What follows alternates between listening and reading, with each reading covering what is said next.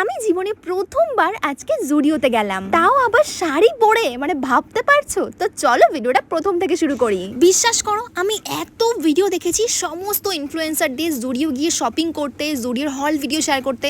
আমার বিশাল ইচ্ছা ছিল যে আমিও একবার জুডিওতে যাবো আর শপিং করবো, স্পেশালি কালেকশনগুলো দেখবো। আর আমি যেখানে থাকি সেখানে কিন্তু কোনো জুডিও নেই। আর আজ গেছিলাম আমি নৈহাটি বর্মার কাছে পুজো করতে, তো শুনেছিলাম যে নৈহাটিতে রয়েছে একটা জুডিও।